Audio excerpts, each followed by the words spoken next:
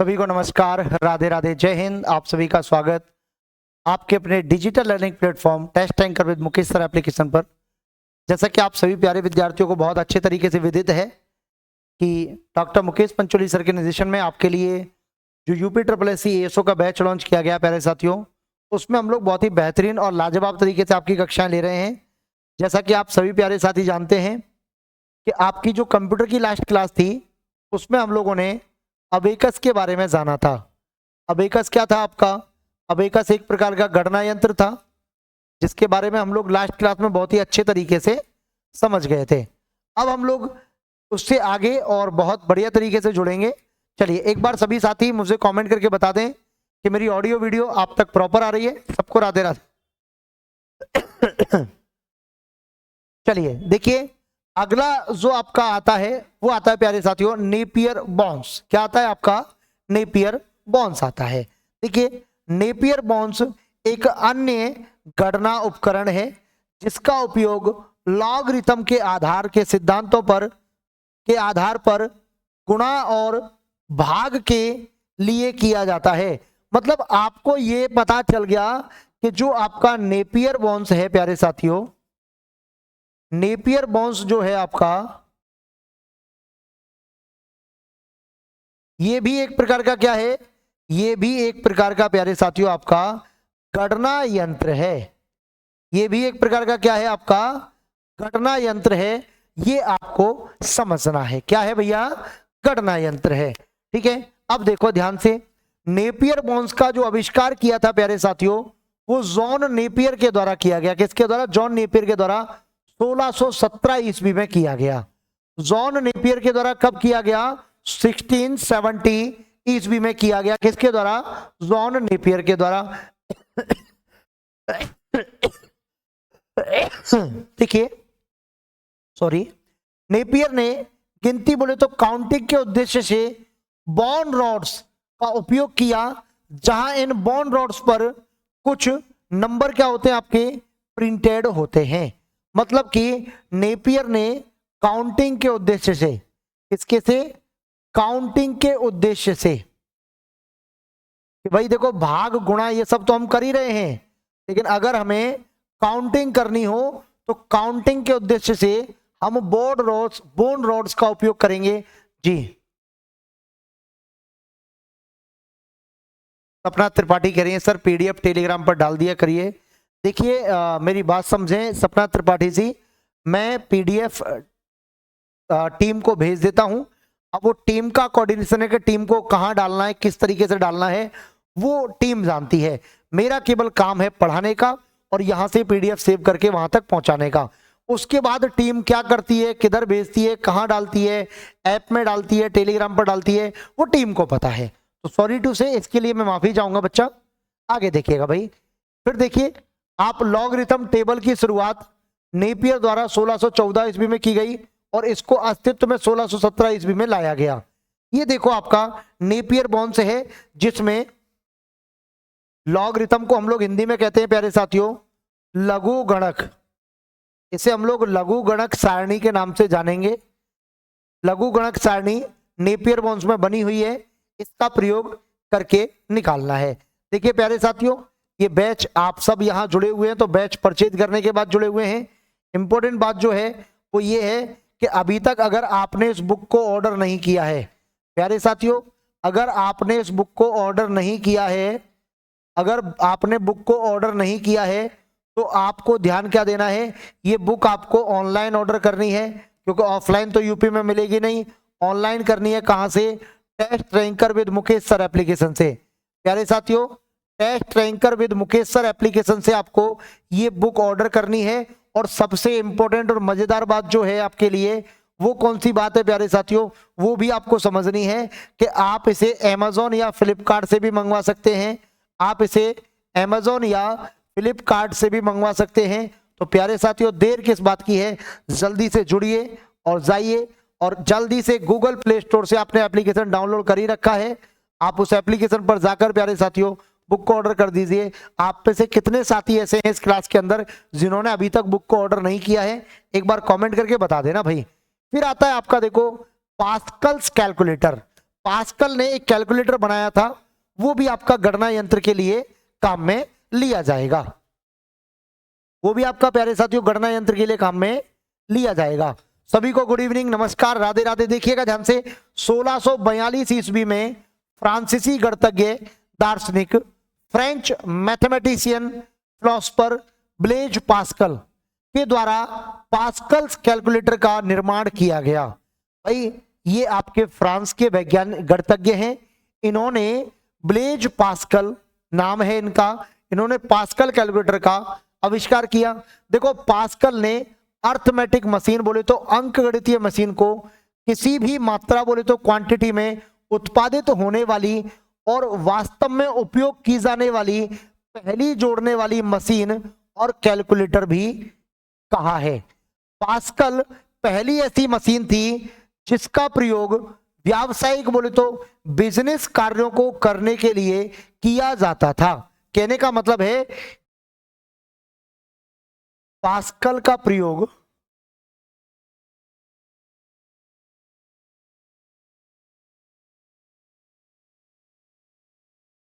व्यावसायिक उपयोग में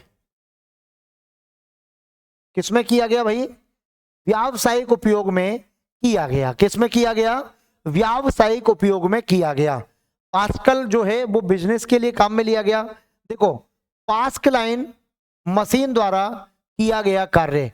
कैलकुलेटर एक सीधा जोड़ने वाला उपकरण होता है जो संचायक बोले तो एक्यूमुलेटर में एक नंबर जोड़कर काम करता है, क्योंकि इसे डायल किया जाता है। आपने देखा होगा कैलकुलेटर आपको दिखता है, उस पर एक एक नंबर डालते हैं तब वो कैलकुलेशन करता है।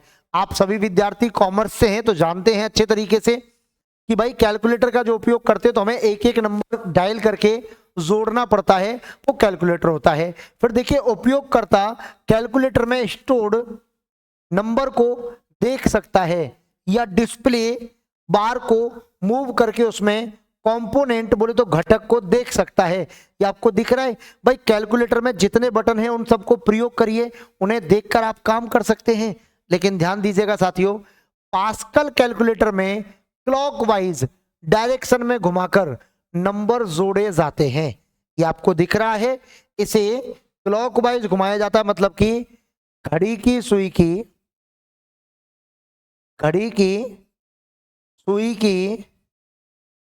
सीधी दिशा में इसे इंग्लिश में कहा जाता है प्यारे साथियों क्लॉकवाइज, जिसे हिंदी में एक और नाम कहा जाता है दक्षिणावर्त। लिखा आ सकता है भाई, तो परेशान नहीं होना है किसी को। क्लॉकवाइज दक्षिणावर्त, घड़ी की सुई की सीधी दिशा। एंटी क्लॉकवाइज हिंदी में कहा जाता है जिसे वामावर्त या घड़ी की सुई की विपरीत दिशा। ठीक है, ये जो आपको दिख रहा है ये क्या है? आपका पास्कल का कैलकुलेटर है प्यारे साथियों। क्या है? आपका पास्कल का कैलकुलेटर है, जिसे हम लोग किस नाम से जानते हैं? पास्कलाइन के नाम से जानते हैं। किस नाम से जानते हैं प्यारे साथियों? पास्कलाइन के नाम से जानते हैं। इसमें इन्हें घड़ी की सुई की दिशा में घुमाते जाइए और नंबरों को क्या किया जाएगा? एक साथ जोड़ा जाएगा। नंबरों को ऐड किया जाता है। क्या किया जाता है भाई? नंबरों को ऐड किया जाता है। ये बात अपने को बहुत अच्छे तरीके से समझनी है। क्या किया जाता है? नंबरों को ऐड किया जाता है। आगे देखेंगे, फिर आता है आपका लेबनीज कैलकुलेटर मशीन। लेबनीज 1671 ईस्वी में गॉटफ्राइड लेबनीज नामक वैज्ञानिक ने विभिन्न गणितीय गणनाओं को करने के लिए एक मशीन तैयार की जो गुणा कर सकती है, जो भाग कर सकती है। इस पर आधारित है, जिस कारण इसका नाम लेबनीज कैलकुलेटिंग मशीन क्या किया गया? रख दिया गया। मतलब गणितीय गणनाएं करने के लिए लेबनीज कैलकुलेटर मशीन का हमने प्रयोग किया। और लेबनीज कैलकुलेटर मशीन जो है वो 1671 ईस्वी में गॉटफ्राइड लेबनीज के द्वारा बनाई गई। ठीक है प्यारे साथियों, इस मशीन को लेबनीज व्हील या स्टेप्ड रेकनर के रूप में भी जाना जाता है। ये भैया इंपॉर्टेंट लाइन है, ध्यान रखिएगा, थोड़ा सा इंपॉर्टेंट लाइन है कि लेबनीज मशीन को लेबनीज कैलकुलेटिंग जो मशीन है उसे लेबनीज व्हील या स्टेप्ड रेकनर के नाम से भी जाना जाता है। लेबनीज कैलकुलेटर की विशेषताएं, कैरेक्टरिस्टिक्स क्या क्या है? तो देखो, पास्कल कैलकुलेटर की तुलना में यह गति में तेज है।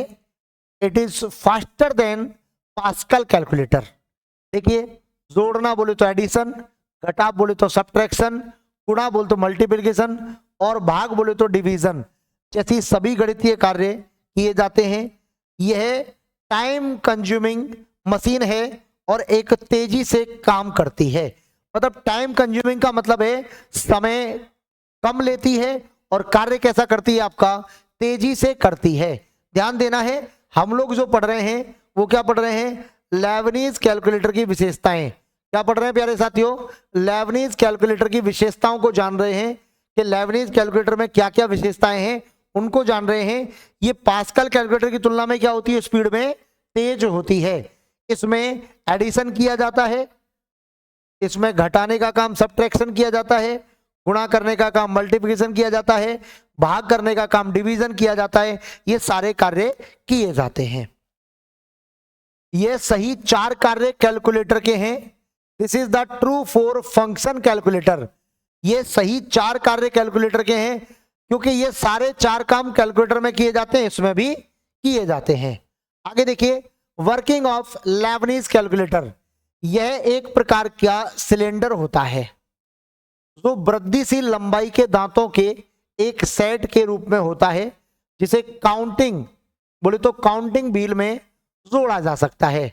इसका उपयोग यांत्रिक कैलकुलेटर बोले तो मैकेनिक कैलकुलेटर, यांत्रिक कैलकुलेटर बोले तो आपका mechanic calculator, mechanical calculator, mechanical calculator के एक वर्ग के गणना इंजन में किया जा सकता है। अब आगे देखिए, अब बहुत अच्छा है। स्टेप्ड ड्रम को विभिन्न आकारों के क्रैंक के साथ घुमाया जा सकता है जो लगभग 0 से लेकर 9 तक होता है। ठीक है, संख्याएं चलती हैं और उनकी गति की दिशा के आधार पर इन संख्याओं को हम क्या कर सकते हैं? जोड़ सकते हैं या घटा सकते हैं। देखो, सीधी सी बात है, कुल मिलाकर आप समझिएगा इन सारी कहानियों से कि जब भी हम लोग कैलकुलेशन करने की बात करते हैं तो देखो, सबसे पहला आपका पास्कल कैलकुलेटर आया,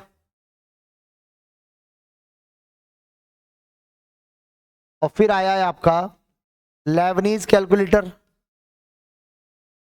तो नाम पूछेगा, ज्यादा नहीं पूछेगा, चिंता करने की आवश्यकता किसी को भी नहीं है। फिर आता आपका जैक्वार्ड पंच कार्ड। हम लोग जानेंगे इसे पंच कार्ड के नाम से। देखिएगा ध्यान से, पंच कार्ड का उपयोग जोसेफ जैक्वार्ड द्वारा किया गया, 1801 में प्रदर्शित किया गया।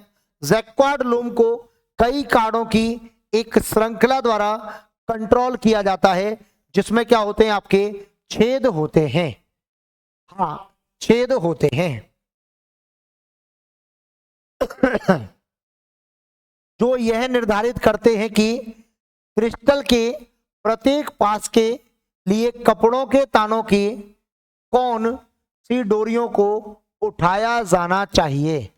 जैक्वार्ड लूम कंप्यूटर इतिहास के लिए महत्वपूर्ण है क्योंकि यह मशीन को स्वचालित कार्यों को करने के लिए निर्देश देने के लिए पंच कार्ड का उपयोग करने वाली पहली मशीन है। पंच कार्ड का उपयोग करने वाली पहली मशीन है जिसने स्वचालित रूप से इंस्ट्रक्शंस को दिया, वो क्या है? आपकी पंच कार्ड है। ठीक है, अब देखो ध्यान से, हरमन होलेरिथ ने पंच कार्ड के विचार का उपयोग न केवल सूचनाओं को संग्रहित करने, संग्रहित का मतलब होता है आपका स्टोरेज करना साथियों, ठीक है, के लिए किया, बल्कि एक कंप्यूटिंग डिवाइस में जानकारी इनपुट करने के लिए भी किया। कहने का मतलब है कंप्यूटिंग डिवाइस में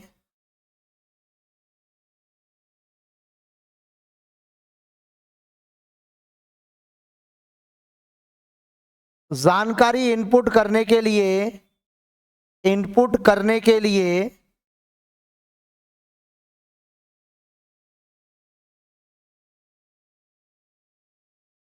पंच कार्ड का प्रयोग किया गया। इसका प्यारे साथियों पंच कार्ड का प्रयोग किया गया।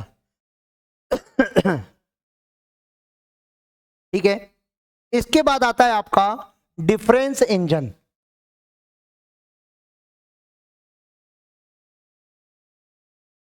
क्या नाम आता है प्यारे साथियों? Difference engine. देखिएगा, डिफरेंशियल इंजन शब्द डिवाइड डिफरेंस की लैटिन विधि से लिया गया है।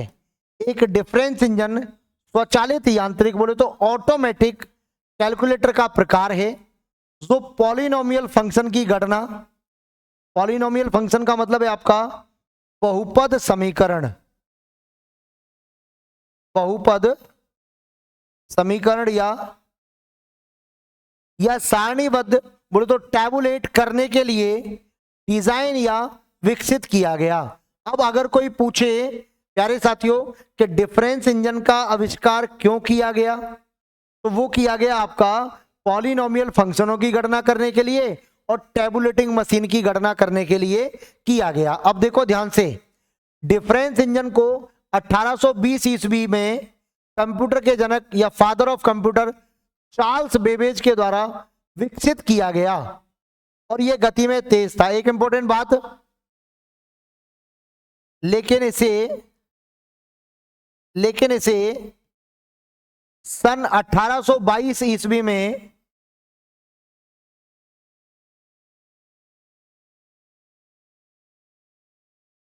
प्रयोग में लाया गया, मतलब 2 साल इस पर कार्य किया गया और 1822 को इसे क्या किया गया, उपयोग में लाया गया। फिर आता है आपका एनालिटिकल इंजन। फिर है प्यारे साथियों आपका एनालिटिकल इंजन।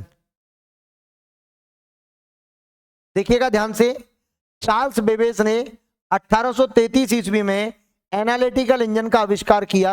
यह हमारे डेटा को सुरक्षित रखने के लिए बनाया गया। इसमें उन सभी सुविधाओं को शामिल किया गया जो आज की कंप्यूटर भाषा में उपयोग की जाती हैं। इंपॉर्टेंट बात यह है,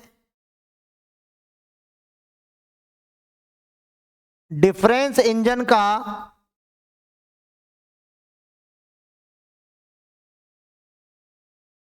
विकसित रूप था। तो आपने पहले डिफरेंस इंजन बनाया था 1822 में, उसका विकसित रूप बनाया गया कब? वो बनाया गया प्यारे साथियों 1833 में, मतलब कि 11 साल बाद उसी का एक टॉप मॉडल, जिसे अपन कहते हैं ना एक नाम भाषा में कि टॉप मॉडल निकाला गया। मतलब कोई गाड़ी होती है या कोई युक्ति होती है, कुछ भी होता है, उसका जब अपन टॉप मॉडल की बात करते हैं तो टॉप मॉडल बनाया गया।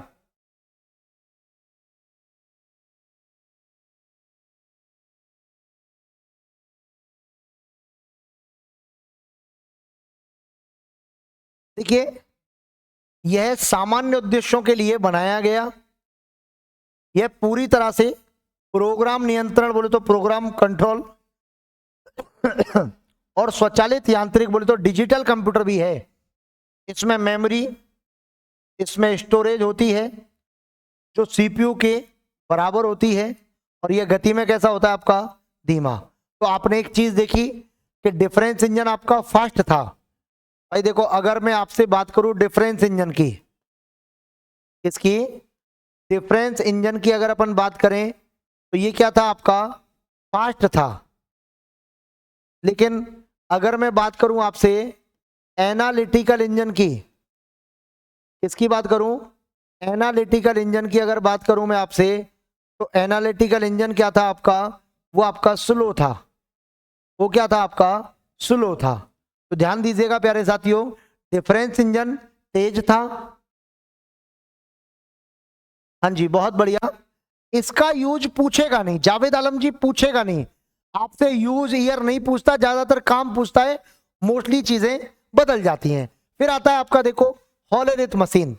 हॉलोरिथ मशीन जिसे टेबुलेटिंग मशीन के रूप में भी जाना जाता है, यह एक विद्युत गणना मशीन, इलेक्ट्रिकल मशीन है जिसका आविष्कार हरमन हॉलोरिथ के द्वारा किया गया। 1899 ईस्वी में कोलंबिया विश्वविद्यालय में इसे प्रस्तुत किया गया था। हॉलोलिथ मशीन को ही टैबुलेटिंग मशीन के नाम से जाना जाता है।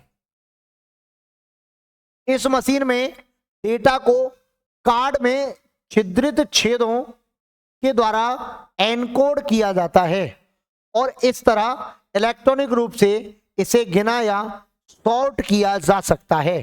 कंपोनेंट्स ऑफ हॉलोलिथ मशीन, जिसमें देखो पेंटोग्राफ था, कार्ड रीडर था, हॉलोलिथ टैबुलेटर डायल था, सॉर्टिंग टेबल थी। फिर आता है आपका हार्वर्ड का मार्क वन। मार्क वन ये भी आपका कंप्यूटर का ही एक प्रकार है। अभी हम लोग जो पढ़ रहे हैं ना साथियों, वो पढ़ रहे हैं कंप्यूटर का विकास क्रम, मतलब कंप्यूटर का विकास किस किस तरीके से कैसे कैसे हुआ और कहां से धीरे धीरे धीरे धीरे आपका कंप्यूटर बनके पहुंचा। तो देखो हार्वर्ड मार्क वन, जिसे आईबीएम बोले तो आपका इंटरनेशनल बिजनेस मशीन, क्या नाम है आपका, international business machine, international business machine IBM. Automatic sequence controlled calculator बोले तो एएससीसी के रूप में भी जाना जाता है। 1944 में हार्वर्ड आइकेन द्वारा डिजाइन किया गया, जिसको न्यूयॉर्क में उनकी एंटीकॉड लैब में बनाया गया। हार्वर्ड मार्क वन का वजन लगभग 5 टन था और यह 50 फीट से अधिक लंबा था। मतलब क्या पता चला कि पुराने टाइम के जो आपके कंप्यूटर हुआ करते थे उनकी आकार बहुत बड़े होते थे। उनके आकार कैसे होते थे आपके, बहुत ज्यादा बड़े हुआ करते थे, बहुत ज्यादा बड़े हुआ करते थे।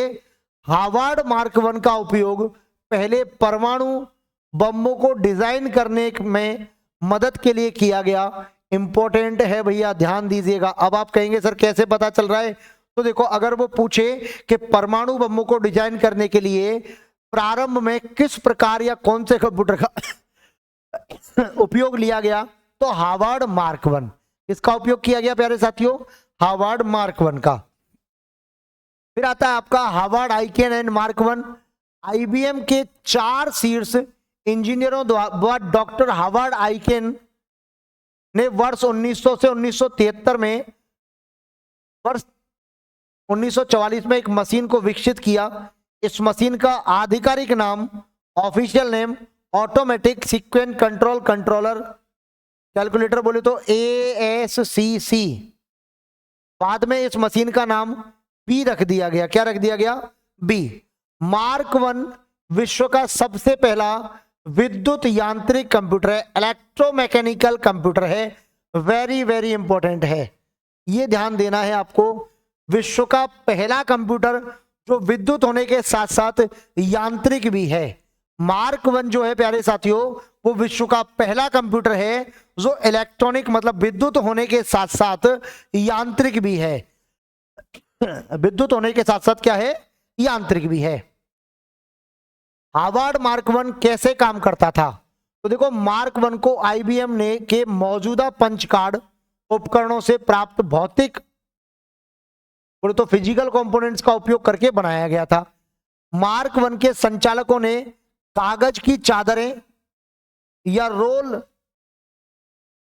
मिलाए थे, देखो खिलाए थे नहीं है, मिलाए थे, जिन्हें प्रोग्रामर ने उसमें छिद्रित किया था और मशीन छिद्रित छिद्रों का पालन करके इसके निर्देशों को पढ़ती थी। मतलब पुराने जो कंप्यूटर थे ना, उनके कार्य करने की शैली कुछ अलग ही थी प्यारे साथियों, ठीक है। फिर आता है आपका एनईएक, ठीक है। क्या आता है आपका, एनईएक आता है। अब सुनिएगा ध्यान से, तब समझेंगे।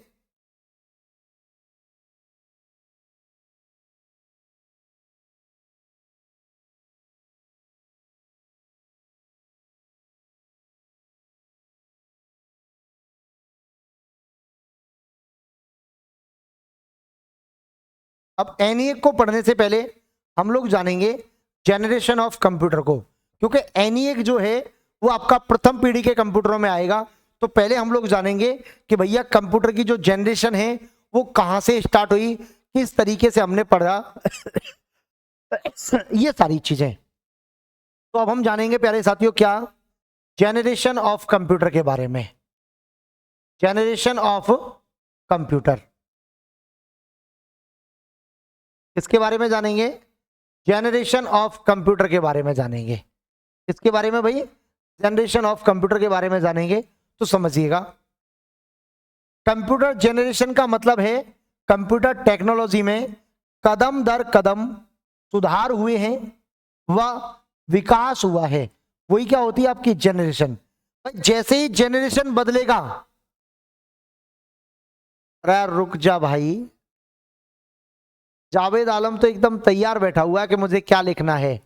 भाई एनईए जो आएगा वो 1946 में आएगा, मैं समझ गया तुम्हारी बातों को, लेकिन हम पहले ये तो देखें कि कंप्यूटर की जनरेशन क्या क्या थी, उसके एग्जाम्पल में आएंगे आपके एनईए, कैडबेक, एडसेक, वो सब हम वहां पढ़ेंगे। ठीक है, देखिए कंप्यूटर का विकास 6वीं शताब्दी से शुरू हुआ था और वर्तमान समय में पिछले 50 वर्षों के दौरान कंप्यूटर में तेजी से बदलाव आया है।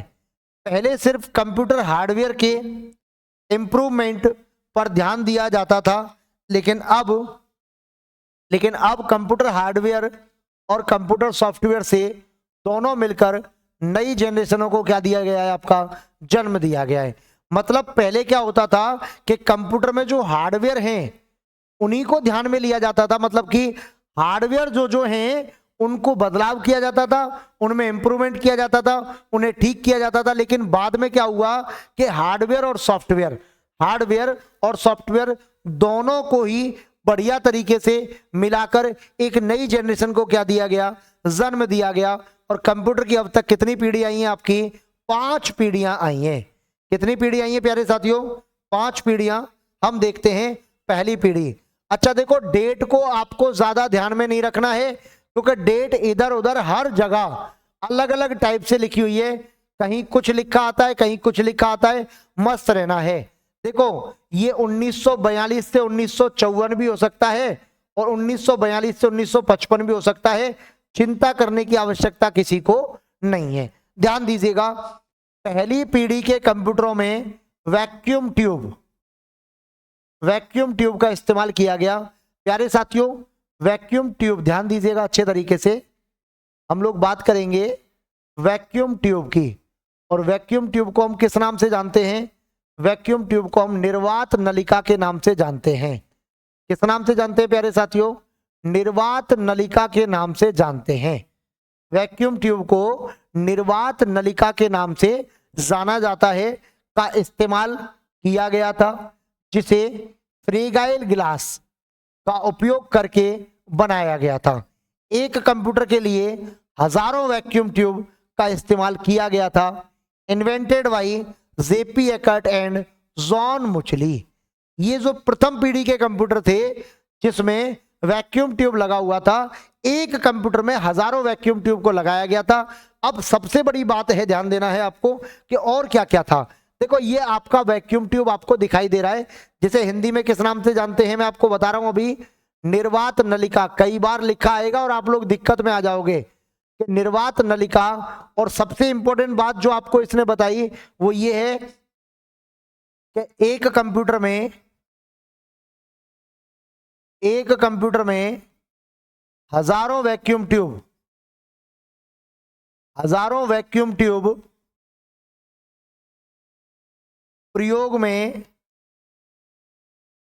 प्रयोग में लिए गए। मतलब एक कंप्यूटर में हजारों वैक्यूम ट्यूब का क्या किया गया है, उपयोग किया गया है। साथियों ध्यान देना है, देखो वैक्यूम ट्यूब जो है आपका वो हाई इलेक्ट्रॉनिक स्विचिंग डिवाइस है, कैलकुलेशन के साथ साथ स्टोरेज और कंट्रोल के लिए किया जाता है। वैक्यूम ट्यूब कांच से बना होता है। फर्स्ट जनरेशन कंप्यूटरों में अगर मैं बात करूं तो एनईएक हो गया आपका, एडवेक हो गया आपका, एडसेक हो गया आपका, यूनिवेक हो गया। क्या हो गया आपका, यूनिवेक हो गया।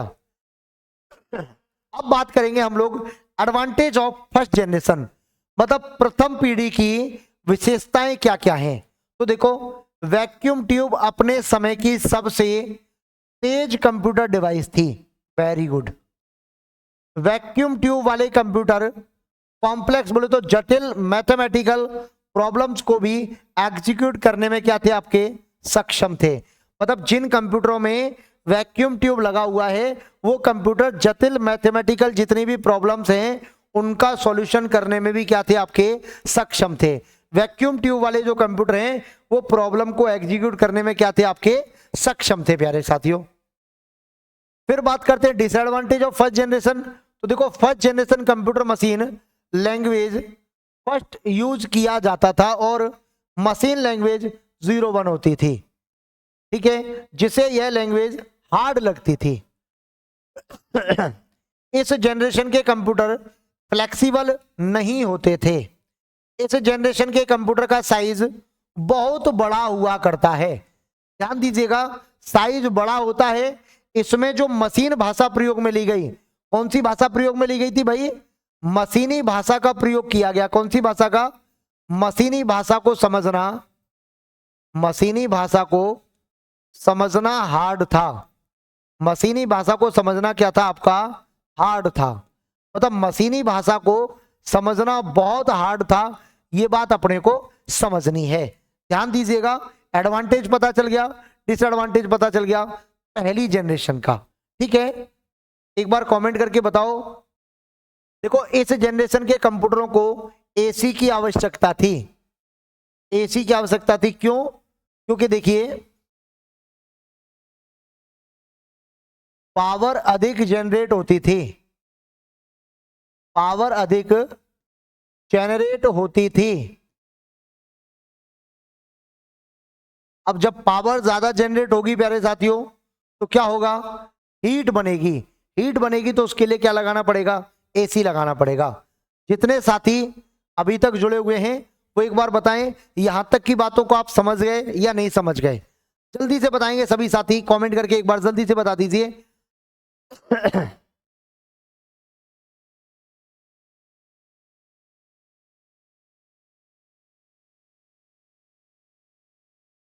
जब्बार सिंह जी कह रहे हैं आज की क्लास बहुत अच्छी लगी है सर। चलिए ओके, देखें ध्यान से। अब देखो फर्स्ट जनरेशन कंप्यूटर की मुख्य विशेषताएं देखो ध्यान से। मुख्य इलेक्ट्रॉनिक डिवाइस के रूप में जिसका प्रयोग किया गया वो क्या है आपका, भाई देखो हमने पहली जो पीढ़ी है उसके कंप्यूटरों में प्यारे साथियों क्या देखा, सुनो बहुत अच्छे तरीके से। पहले हमने उसके लाभ देखे, फिर उसकी हानि देखी, अब उसकी विशेषता। तो मुख्य इलेक्ट्रॉनिक डिवाइस के रूप में वैक्यूम ट्यूब का प्रयोग किया गया है। मेमोरी मतलब स्टोरेज डिवाइस के लिए चुंबकीय ड्रम और चुंबकीय टेप दोनों का प्रयोग किया गया। ध्यान दीजिएगा, मेमोरी के लिए चुंबकीय ड्रम और चुंबकीय टेप का प्रयोग किया गया। प्रोग्रामिंग भाषा लैंग्वेज में जो यूज में ली गई वो कौन सी थी आपकी, मशीनी भाषा, जिसे हम लोग प्यारे साथियों बाइनरी लैंग्वेज के नाम से भी जानते हैं। मशीनी भाषा को और क्या कहा जाता है आपका, बाइनरी लैंग्वेज भी कहा जाता है, जो आपकी 0 या 1 समझती है। क्या समझती है भाई, 0 या 1 को ही समझती है। तो देखो विशेषताओं में अगर मुख्य इलेक्ट्रॉनिक डिवाइस के रूप में प्रयोग में ली गई तो वो वैक्यूम ट्यूब था। अगर मेमोरी के रूप में यूज लिया गया तो मैग्नेटिक ड्रम या मैग्नेटिक टेप था आपका, जिसे हम चुंबकीय ड्रम या चुंबकीय टेप कहते हैं। प्रोग्रामिंग लैंग्वेज की बात करें तो मशीनी भाषा जिसे बाइनरी लैंग्वेज कहते हैं, ठीक है। देखिए लाइट कंपनसन बहुत अधिक बिजली की खपत करता है और बहुत अधिक गर्मी उत्पन्न करता है। मतलब लाइट बहुत ज्यादा खर्च हो रही थी और गर्मी भी क्या हो रही थी आपकी, ज्यादा उत्पन्न हो रही थी। आकार और गति, स्पीड और साइज की बात करें तो बहुत धीमी तो गति थी और आकार क्या था आपका, बहुत बड़ा था। Only one computer in a big room, मतलब कहने का यह है कि एक बड़े कमरे में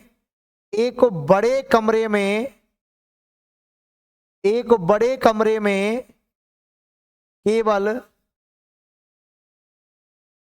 एक कंप्यूटर रखा जा सकता है।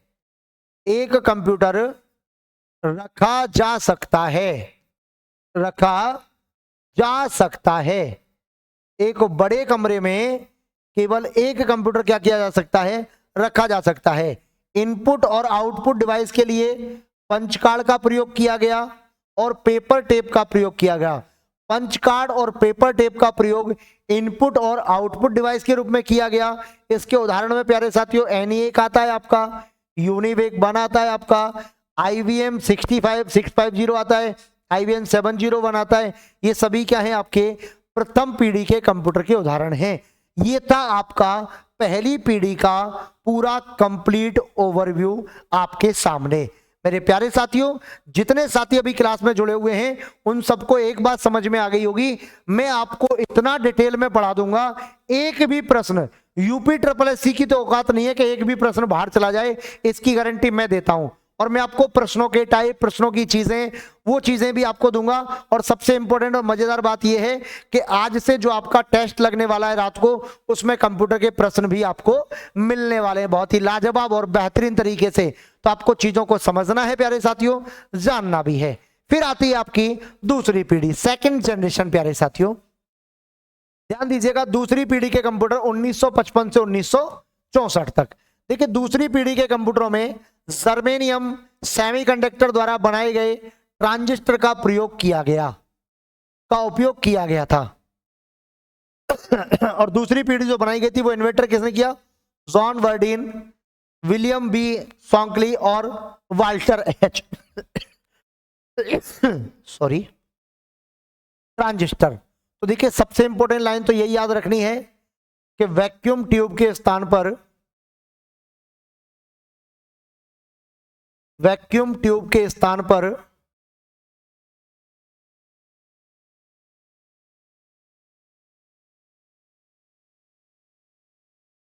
ट्रांजिस्टर का प्रयोग किया गया।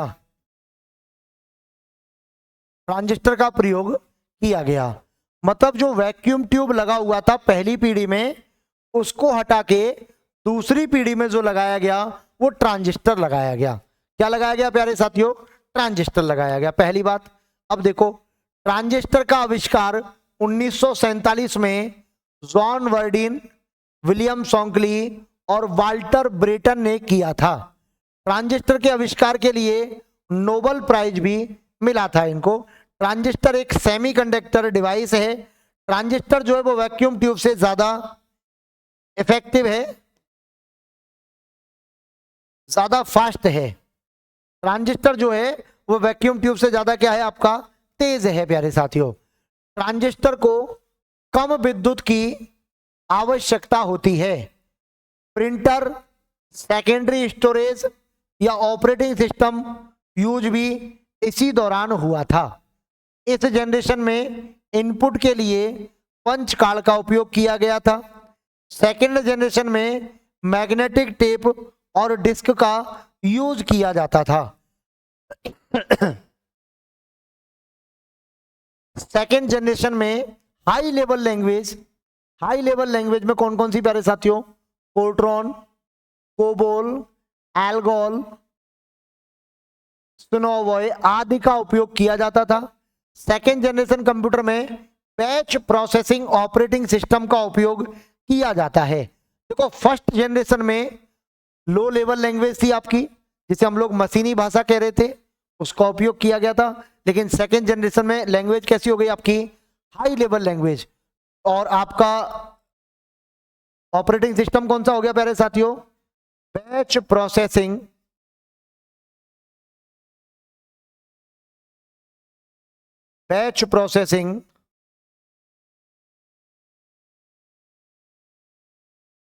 Operating system. Batch processing operating system देखिएगा। एडवांटेज मतलब कि लाभ क्या क्या है प्यारे साथियों? तो देखिएगा ध्यान से। फर्स्ट जनरेशन की तुलना में सेकेंड जनरेशन के कंप्यूटर 10 गुना ज्यादा फास्ट हैं।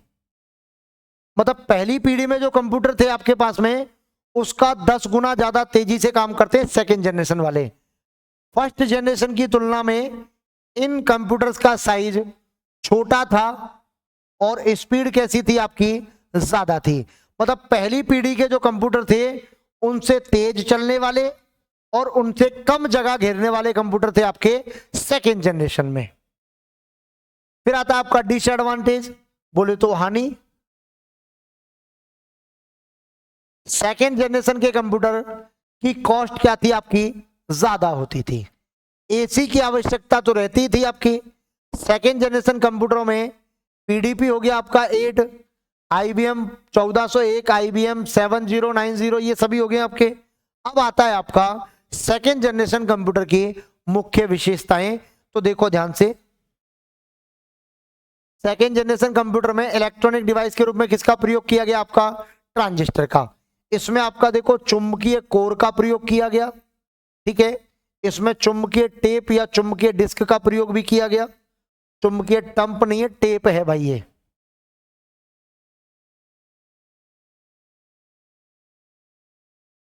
ठीक है।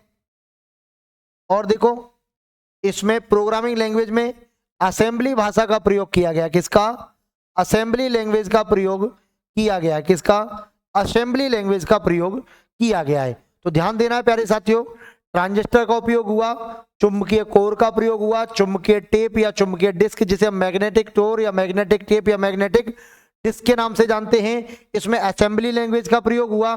देखिए, कम बिजली की खपत, कम बिजली की खपत, कम गर्मी उत्पन्न होती है, आकार में छोटे हैं, ठीक है। गति में सुधार है, गति में क्या है आपका, सुधार है, पहली पीढ़ी से अच्छे चलते हैं। इनपुट आउटपुट की बात करें तो देखो छिद्रित कार्ड, जिसे हम लोग क्या जानते हैं, पंच कार्ड या चुंबकीय टेप की बात करें, पंच कार्ड या चुंबकीय टेप के नाम से जानते हैं इसे। देखो ध्यान से, इसका आकार जो है वो बहुत छोटा था, मतलब पहली पीढ़ी की तुलना में आकार बहुत छोटा, कम बिजली की खपत करना, कम गर्मी उत्पन्न करता है, स्पीड, इसकी गति में सुधार हुआ है। मतलब कि पहली पीढ़ी के कंप्यूटर की तुलना में इसकी गति क्या हुई है आपकी, इसकी गति तेज है। पहली पीढ़ी की तुलना में इसकी गति क्या है आपकी, तो प्यारे साथियों तेज है। इनपुट और आउटपुट डिवाइस के रूप में इसमें छिद्रित कार्ड बोले तो पंच कार्ड और चुंबकीय टेप बोले तो मैग्नेटिक टेप का प्रयोग किया गया है, ठीक है। फिर देखिए प्यारे साथियों, सेकेंड जनरेशन के कंप्यूटरों में हम लोगों ने जो प्रयोग में लिया है उसके एग्जांपल्स आपके सामने दिख रहे हैं आपको। देखो, जैसे कि IBM 1401, IBM 7090, IBM 7094, यूनिवेक 1107, ये सब हैं आपके। आगे देखिए, द्वितीय पीढ़ी के कंप्यूटरों में ट्रांजिस्टर का इस्तेमाल किया गया था, जिसे जर्मेनियम सेमीकंडक्टर से के नाम से जाना जाता है भाई, ठीक है। फिर आती है आपकी प्यारे साथियों थर्ड जनरेशन। कौन सी आती है आपकी, तीसरी पीढ़ी 1965 से 1974 तक। ध्यान दीजिएगा, थर्ड जनरेशन कंप्यूटर में आईसी का प्रयोग किया गया। किसका, आईसी का प्रयोग किया गया। आईसी बोले तो प्यारे साथियों आपका इंटीग्रेटेड सर्किट। इंटीग्रेटेड सर्किट, जिसे हिंदी में कहा जाता है प्यारे साथियों एकीकृत परिपथ। किस नाम से जानते हैं, एकीकृत परिपथ के नाम से जाना जाता है। किस नाम से जाना जाता है भाई, इसे एकीकृत परिपथ या इंटीग्रेटेड सर्किट के नाम से जाना जाता है। ध्यान दीजिएगा, चिप का इस्तेमाल किया गया। आईसी चिप को सिलिकॉन मटेरियल, सिलिका मटेरियल से बनाया गया। दो प्रकार के आईसी चिप्स का उपयोग किया गया था। एसएसआई बोले तो स्मॉल स्केल इंटीग्रेशन, एमएसआई बोले तो मीडियम स्केल इंटीग्रेशन। दो प्रकार के सर्किट हैं आपके। एक हो गया आपका छोटा एकीकृत परिपथ, छोटा एकीकृत परिपथ, और दूसरा है आपका मध्यम एकीकृत परिपथ।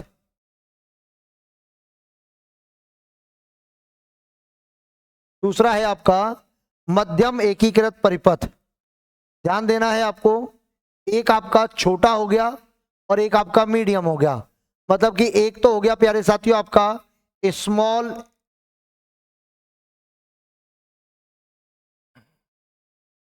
स्मॉल स्केल आईसी, और एक हो गया आपका मीडियम स्केल आईसी, एक स्मॉल स्केल आईसी हो गया, एक आपका मीडियम स्केल आईसी हो गया। ठीक है, देखिए जिसमें आईसी को बनाया था आपका रॉबर्ट नॉइस एंड जेक किल्वी। ठीक है, जेएस किल्वी नाम है उनका, वैसे किल्वी के नाम से ही जानते हैं, कई बार लिखा आएगा आपका जेएस किल्वी। ठीक है, रॉबर्ट नॉइस और जैक किल्वी के द्वारा बनाया गया इंटीग्रेटेड चिप है आपकी, जिसे हम लोग क्या कहते हैं, एकीकृत परिपथ के नाम से जानते हैं, एकीकृत परिपथ के नाम से जानते हैं। सिलिका मटेरियल से बनी होती है, किससे बनी है भाई, सिलिका मटेरियल से बनी हुई है। अर्थात मैं बात करूं, ध्यान रखना है, इस पर सिलिकॉन की परत चढ़ी होती है, सिलिकॉन की परत चढ़ी होती है। ये बात अपने को बहुत अच्छे तरीके से याद रखनी है। किसकी परत चढ़ी होती है भाई, सिलिकॉन की परत इस पर चढ़ी होती है। आगे देखिए, आईसी को माइक्रो इलेक्ट्रॉनिक टेक्नोलॉजी भी कहा जाता है। आईसी का आविष्कार 1958 में जैक किल्वी और रॉबर्ट नॉइकी के द्वारा किया गया। आईसी ट्रांजिस्टर वैक्यूम ट्यूब से ज्यादा फास्ट होती है। आईसी पर 10 से 20 कंपोनेंट होते हैं, उसे एसएसआई स्मॉल स्केल इंटीग्रेशन कहा जाता है। आईसी पर 100 से अधिक कंपोनेंट होते हैं, उसे एमएसआई बोले तो मीडियम स्केल इंटीग्रेशन कहा जाता है। थर्ड जनरेशन के कंप्यूटरों में ज्यादा पावर थी, मतलब फर्स्ट और सेकंड के जो कंप्यूटर थे उनसे अत्यधिक पावर थी। थर्ड जनरेशन कंप्यूटर में मैग्नेटिक कोर पर आधारित एक रैंडम एक्सेस मेमोरी का यूज किया गया, बोले तो रैम का उपयोग किया गया। किसका, रैम का प्रयोग किया गया। थर्ड जनरेशन के कंप्यूटर में लगभग 10 MB तक का डेटा स्टोर करने की कैपेसिटी सक्षम थी। थर्ड जनरेशन के कंप्यूटरों में टाइम शेयरिंग ऑपरेटिंग सिस्टम का, थर्ड जनरेशन के कंप्यूटरों में क्या आया आपका, टाइम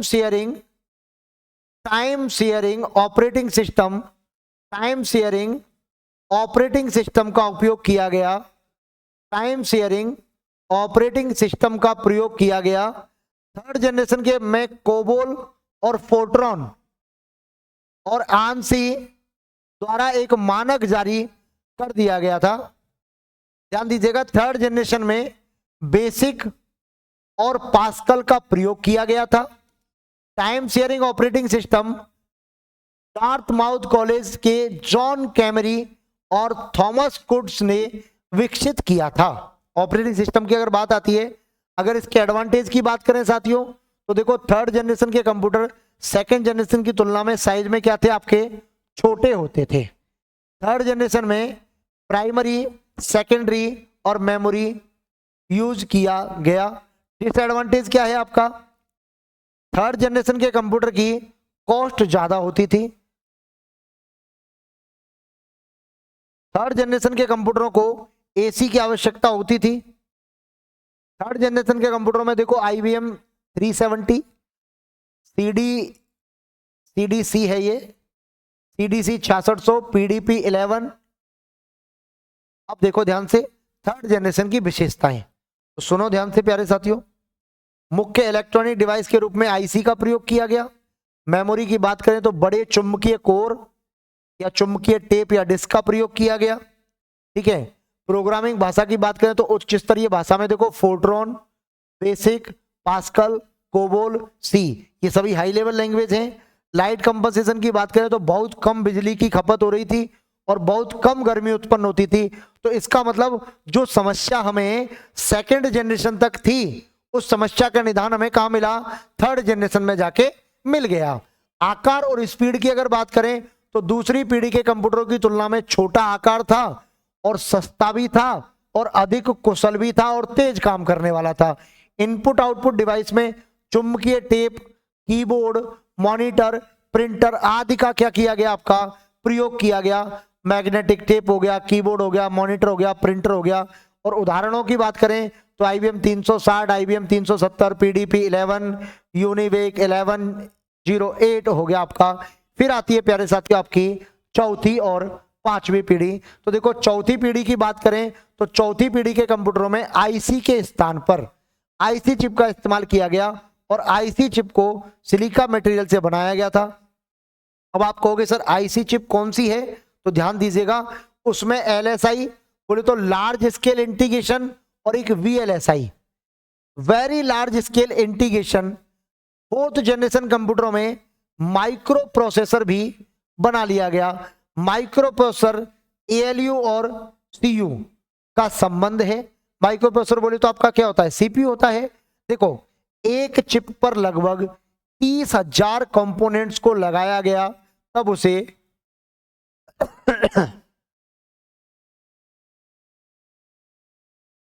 एक सेकंड रुकिएगा।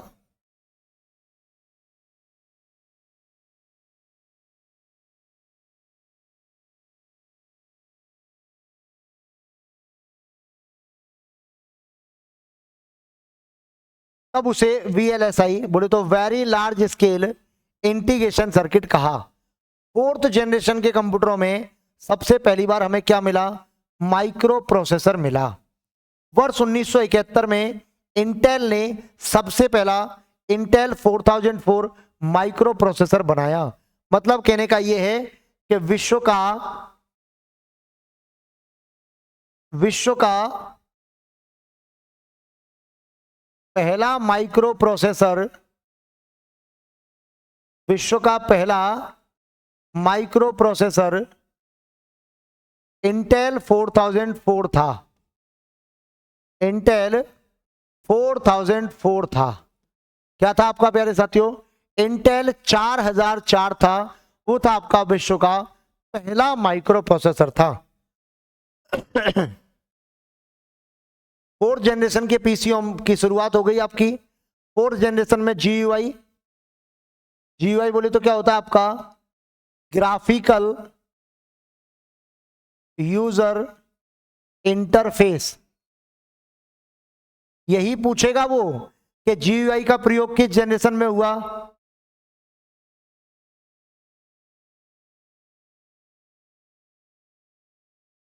सर बुरा मानियो सर जी, 4004 इनकी फुल फॉर्म साथ बाद में कुछ हल्का पड़ जाएगा।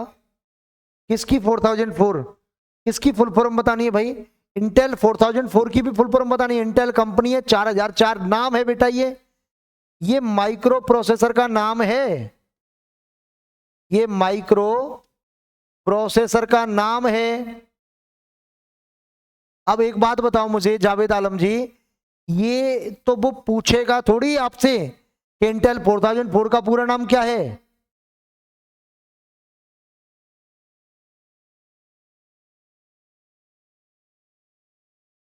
आगे देखिए, फोर्थ जनरेशन में लैन की शुरुआत हुई। लैन बोले तो क्या है आपका, local area network. Local area network नाम है, क्या है आपका, लोकल एरिया नेटवर्क है। फोर्थ जनरेशन में C++ लैंग्वेज का यूज हुआ। Unix operating system fourth generation में पॉपुलर हुआ था। तो कौन सा था आपका, जावेद आलम कह रहा है नो। देखो जावेद जी मेरी बात सुने, आप मुझे एक बार डिटेल में लिख के दे दीजिए क्या कहना चाह रहे हैं। आधी बात समझ में आती है, आधी नहीं आती है, तो फिर आनंद नहीं आता है। जल्दी बताइए।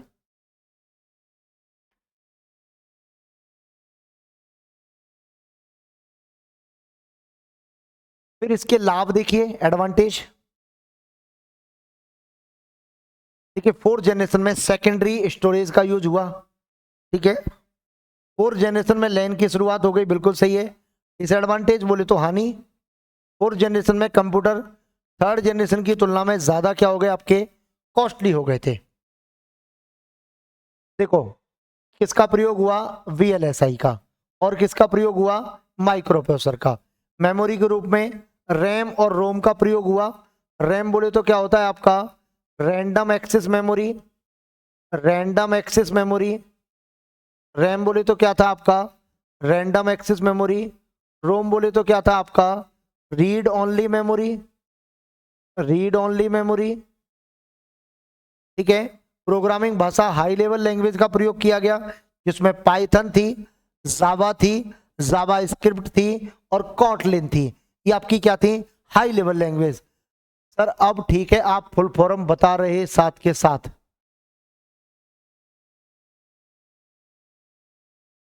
चलिए, आकार में तीसरी पीढ़ी के कंप्यूटर से बहुत छोटा, सस्ता था। गति तीसरी पीढ़ी के कंप्यूटर की तुलना में तेज थी। इनपुट आउटपुट की बात करें तो देखो कीबोर्ड का प्रयोग हुआ, पॉइंटिंग डिवाइस आ गई आपकी, ऑप्टिक्स आ गए आपके, मॉनिटर हो गया आपका, प्रिंटर का प्रयोग हुआ प्यारे साथियों, ये सबका प्रयोग होने लगा। नेटवर्क बोले तो कंप्यूटर नेटवर्क बोले तो दो या दो से अधिक कंप्यूटर सिस्टम एक समूह के साथ जुड़े रहते थे। उदाहरण में IBM PC हो गया आपका, एप्पल का मैकिंटॉश हो गया आपका, ये सारे क्या हो गए आपके?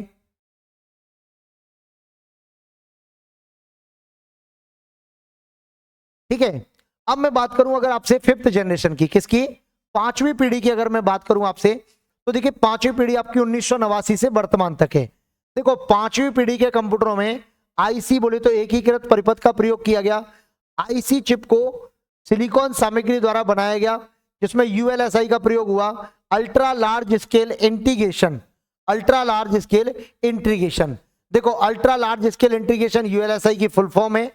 फिफ्थ जनरेशन में मल्टी कोर प्रोसेसर का उपयोग होता था। फिफ्थ जनरेशन कंप्यूटर पीडीए होता था आपका। पीडीए बोले तो क्या होता है आपका? Personal digital assistant. Personal digital assistant क्या था प्यारे साथियों?